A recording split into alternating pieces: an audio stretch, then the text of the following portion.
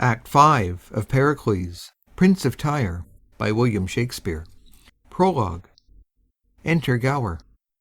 Marina thus the brothel scapes, and chances into an honest house, our story says. She sings like one immortal, and she dances as goddess-like to her admired lays. Deep clerks she dumbs, and with her needle composes nature's own shape of bud, bird, branch, or berry, that even her art sisters the natural roses, her inkled silk twin with the rubied cherry. That pupils lack she none of noble race, who pour their bounty on her, and her gain she gives the cursed bawd. Here we her place, and to her father turn our thoughts again, where we left him on the sea.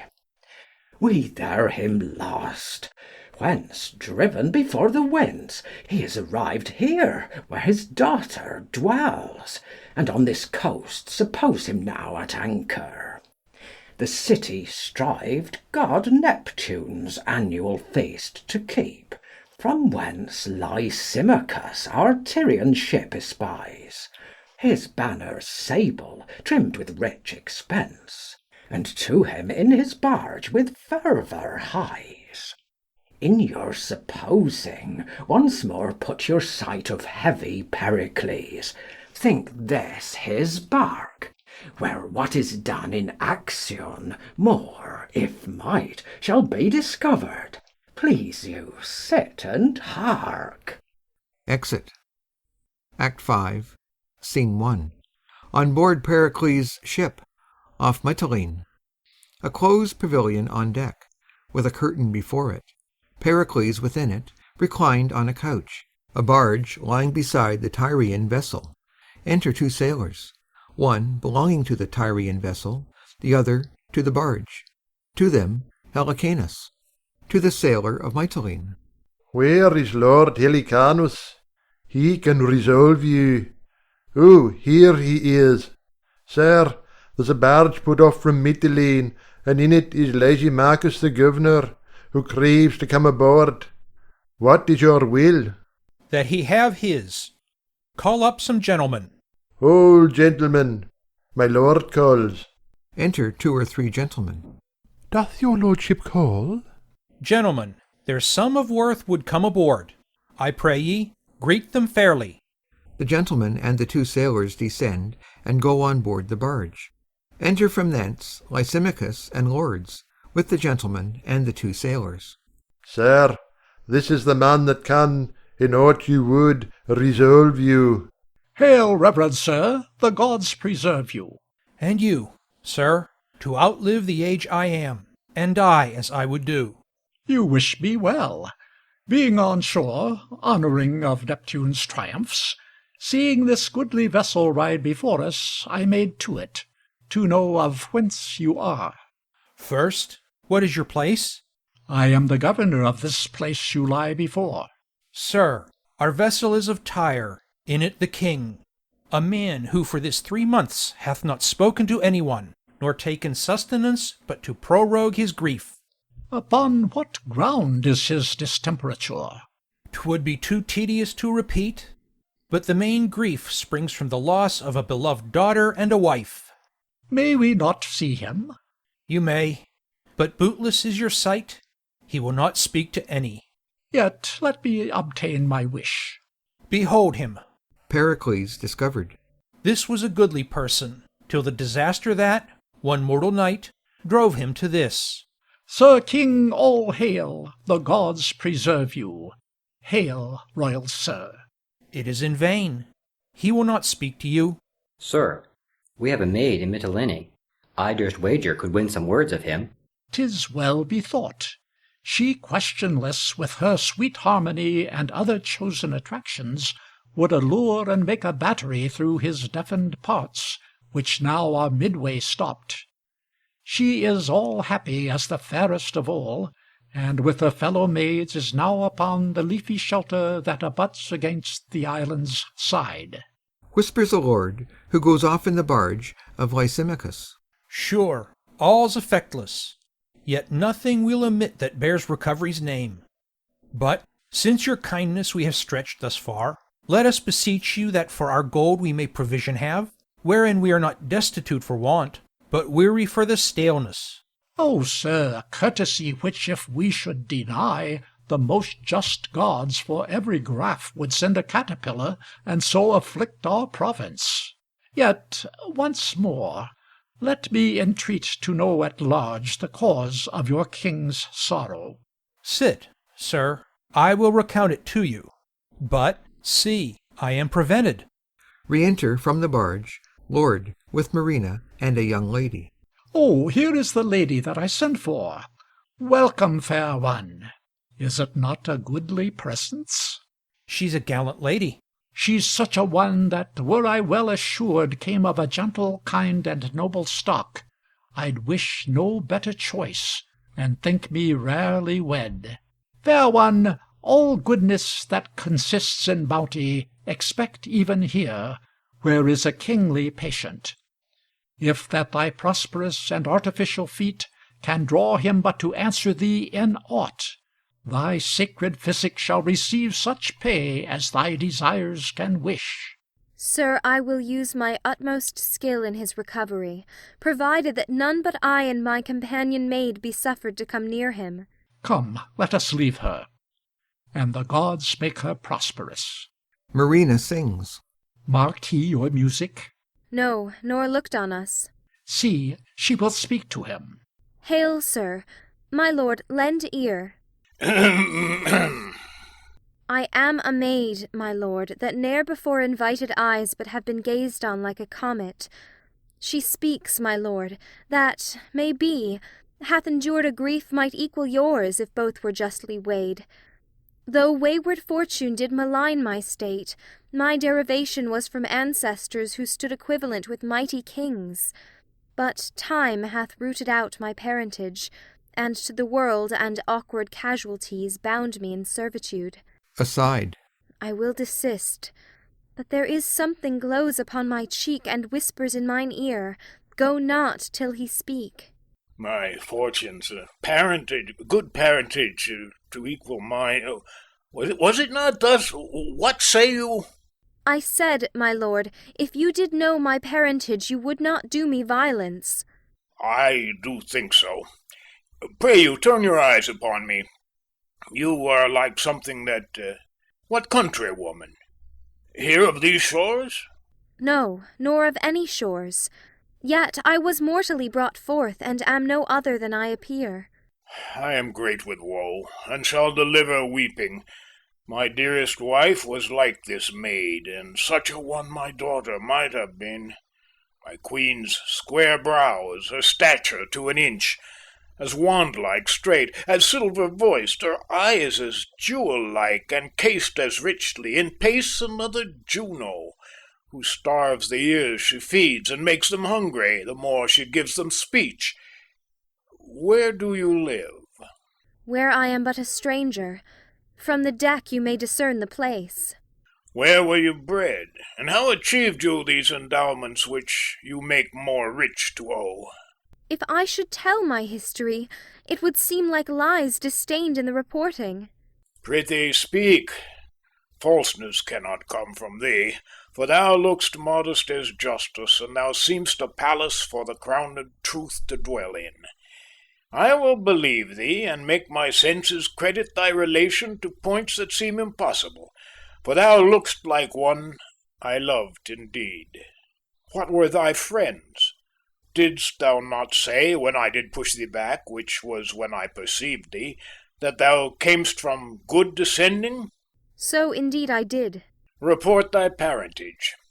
I think thou saidst thou hadst been tossed from wrong to injury, and that thou thought'st thy griefs might equal mine, if both were opened.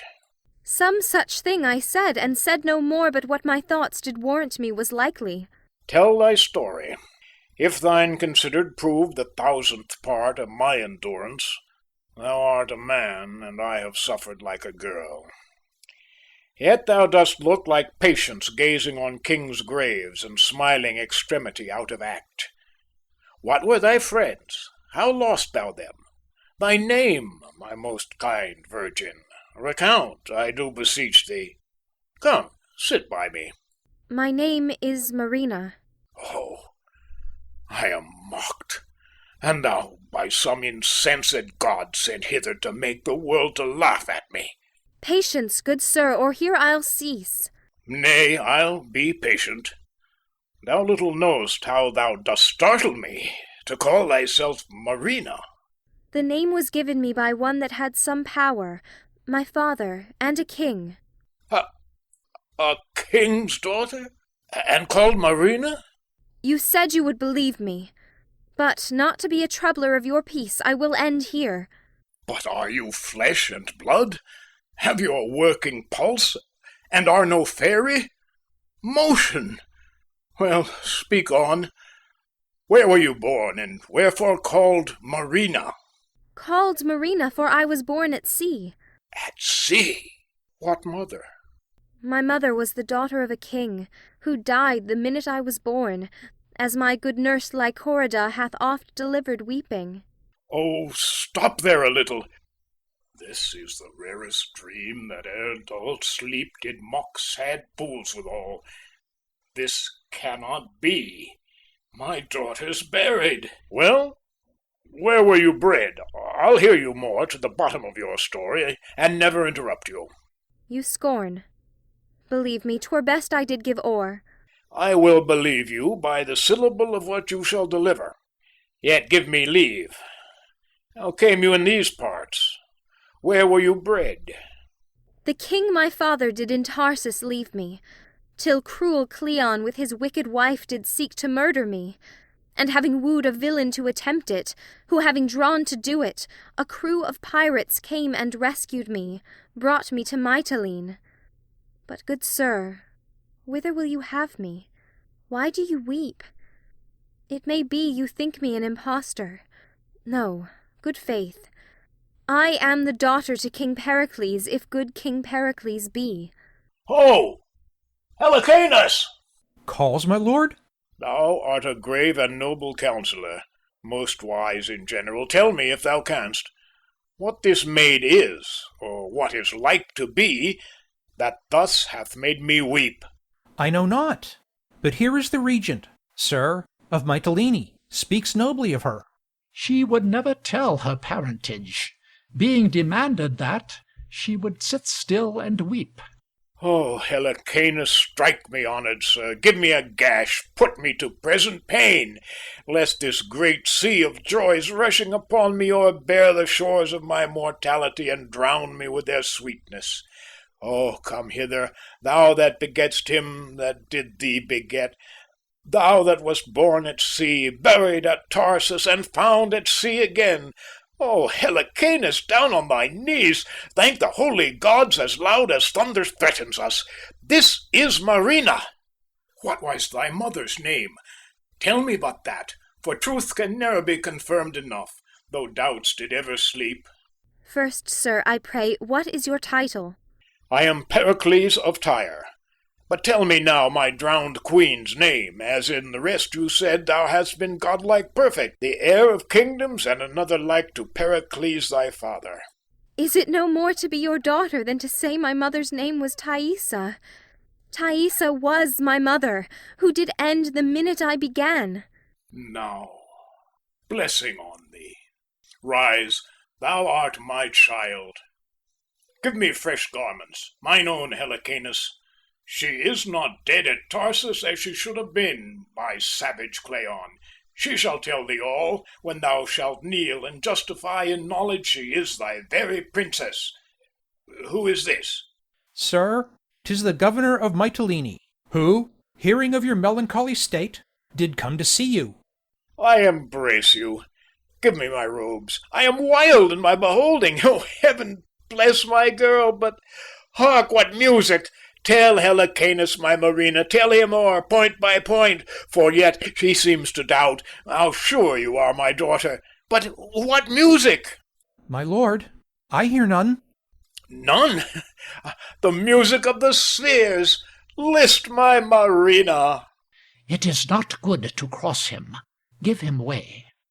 Rarest sounds, do ye not hear? My lord, I hear. Music. Most heavenly music! It nips me unto listening, and thick slumber hangs upon mine eyes. Let me rest. Sleeps. A pillow for his head. So leave him all. Well, my companion friends, if this but answer to my just belief, I'll well remember you. Exeunt all but Pericles. Diana appears to Pericles as in a vision. My temple stands in Ephesus, hie thee hither, and do upon mine altar sacrifice. There, where my maiden priests are met together, before the people all, reveal how thou at sea didst lose thy wife. To mourn thy crosses with thy daughters call, and give them repetition to the life, or perform my bidding, or thou liv'st in woe. Do it, and happy, by my silver bow. Awake, and tell thy dream. Disappears. Celestial Dian, goddess Argentine, I will obey thee. Helicanus! Re-enter Helicanus, Lysimachus, and Marina. Sir? My purpose was for Tarsus, there to strike the inhospitable Cleon. But I am for further service first. Toward Ephesus turn our blown sails. Eftsoons I'll tell thee why. To Lysimachus. Shall we refresh us, sir, upon your shore, and give you gold for such provision as our intents will need? Sir, with all my heart. And when you come ashore, I have another suit. You shall prevail. Were it to woo my daughter, for it seems you have been noble toward her. Sir, lend me your arm. Come, my Marina. Exeunt. Act 4, Scene 2. Chorus. Enter Gower before the temple of Diana at Ephesus. Now our sands are almost run, more little and then dumb. This my last boon give me, for such kindness must relieve me, that you aptly will suppose what pageantry, what feats, what shows, what minstrelsy and pretty din the regent made in Mytilene to greet the king. So he thrived that he is promised to be wived to fair Marina, but in no wise till he had done his sacrifice, as Dian bade, whereto being bound, the interim pray you all confound. In feathered briefness sails are filled, and wishes fall out as they're willed. At Ephesus the temple see, our king and all his company. That he can hither come so soon is by your fancy's thankful doom. Exit. Act 5, Scene 3. The temple of Diana at Ephesus. Thaisa is standing near the altar, as high priestess, a number of virgins on each side, Saramon and other inhabitants of Ephesus attending. Enter Pericles with his train, Lysimachus, Helicanus, Marina, and a lady. Hail, Dian! To perform thy just command, I here confess myself the king of Tyre, who, frighted from my country, did wed at Pentapolis the fair Thaisa. At sea in childbed died she, but brought forth a maid child called Marina, who, O goddess, wears yet thy silver livery. She at Tarsus was nursed with Cleon, who at 14 years he sought to murder, but her better stars brought her to Mytilene, gainst whose shore riding her fortunes brought the maid aboard us, where by her own most clear remembrance she made known herself my daughter. Voice and favour, you are, O royal Pericles. Faints. What means the nun? She dies. Help, gentlemen! Noble sir, if you have told Diana's altar true, this is your wife. Reverend Apira, no, I threw her overboard with these very arms. Upon this coast, I warrant you. 'Tis most certain. Look to the lady. Oh, she's but overjoyed. Early in blustering morn, this lady was thrown upon this shore. I oped the coffin, found there rich jewels, recovered her, and placed her here in Diana's temple. May we see them? Great sir, they shall be brought you to my house, whither I invite you. Look, Thaisa is recovered. Oh, let me look. If he be none of mine, my sanctity will to my sense bend no licentious ear, but curb it, spite of seeing. O my lord, are you not Pericles? Like him you spake, like him you are. Did you not name a tempest, a birth and death? The voice of dead Thaisa. That Thaisa am I, supposed dead and drowned. Immortal Dian. Now I know you better. When we with tears parted Pentapolis, the king my father gave you such a ring. Shows a ring. This no more, you gods. Your present kindness makes my past misery sports. You shall do well that on the touching of her lips I may melt and no more be seen. Oh, come, be buried a second time within these arms. My heart leaps to be gone into my mother's bosom. Kneels to Thaisa. Look who kneels here, flesh of thy flesh, Thaisa, thy burden at the sea, and called Marina, for she was yielded there. Blessed, and mine own. Hail, madam, and my queen! I know you not. You have heard me say, when I did fly from Tyre, I left behind an ancient substitute. Can you remember what I called the man? I have named him oft. 'Twas Helicanus, then. Still confirmation. Embrace him, dear Thaisa, this is he. Now do I long to hear how you were found, how possibly preserved, and who to thank beside the gods for this great miracle. Lord Saruman, my lord, this man, through whom the gods have shown their power, that can from first to last resolve you. Reverend sir, the gods can have no mortal officer more like a god than you. Will you deliver how this dead queen relives? I will, my lord. Beseech you, first go with me to my house, where shall be shown you all was found with her, how she came placed here in the temple, no needful thing omitted. Pure Dian, bless thee for thy vision. I will offer night oblations to thee. Thaisa, this prince, the fair betrothed of your daughter, shall marry her at Pentapolis. And now this ornament makes me look dismal will I clip to form, and what this 14 years no razor touched to grace thy marriage day, I'll beautify. Lord Saruman hath letters of good credit, sir. My father's dead. Heavens make a star of him. Yet here, my queen, we'll celebrate their nuptials, and ourselves will in that kingdom spend our following days.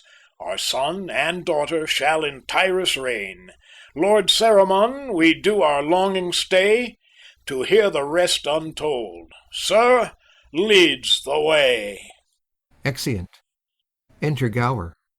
In Antiochus and his daughter you have heard of monstrous lust, the due and just reward.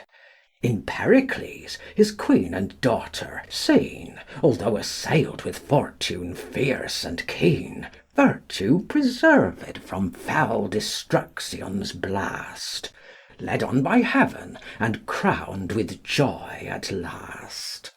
In Helicanus may you well descry a figure of truth, of faith, of loyalty. In reverend Cerimon there well appears the worth that learned charity aye wears. For wicked Cleon and his wife, when fame had spread their cursed deed, and honoured name of Pericles, to rage the city turn, that him and his they in his palace burn. The gods for murder seemed so content to punish them, although not done but meant. So on your patience evermore attending, new joy wait on you. Here our play has ending. Exit. End of Act 5.